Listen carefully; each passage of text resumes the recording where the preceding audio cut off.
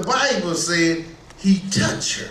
Yes. And everything changed after the touch.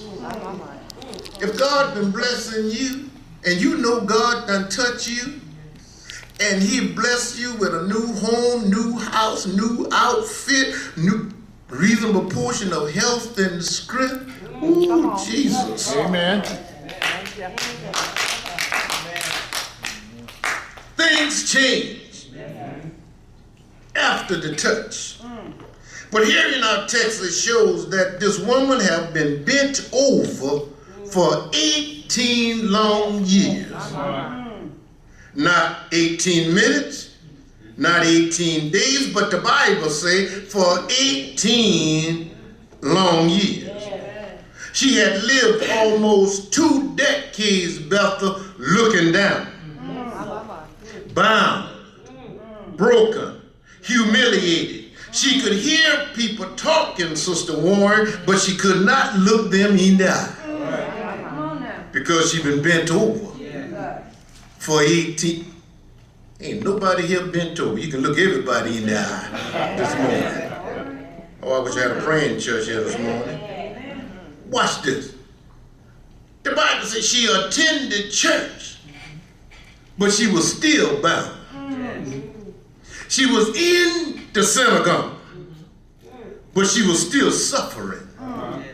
See, that alone by itself ought to preach to somebody this morning, Sister Tanya, because being in the church does not automatically mean that you are free. Amen. See, there are people sitting on the pews every Sunday bent by depression. Sitting on the pews every Sunday bent by grief.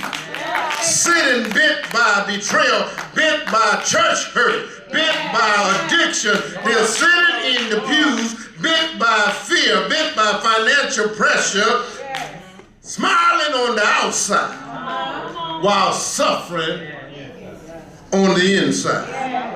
But the Bible said Jesus saw her. And I just want to let you know this morning, Jesus sees just what you're going through just as well. And I want to say to somebody in the building this morning, people may overlook you.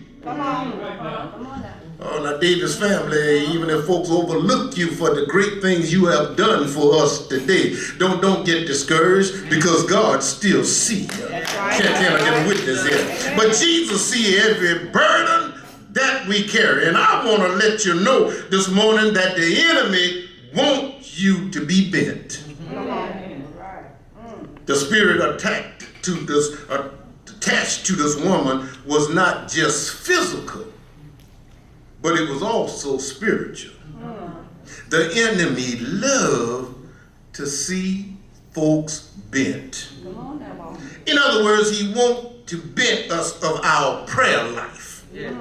See, that means he doesn't want us to communicate with God. He wants to bend our faith. The enemy wants us to believe that God can't do anything for us anyhow, because he knows that if he can keep us bent long enough, we will start believing this is how we were meant to live. But I came to tell you this morning, Bethel, that the devil is a liar. We were not created to live bowed down under depression. We were created to stand upright in the authority of God. But the Bible said in the book of Zechariah, the 3rd chapter, verse 1 and 2, it said, and he showed me Joshua, the high priest, standing before the angel of the Lord.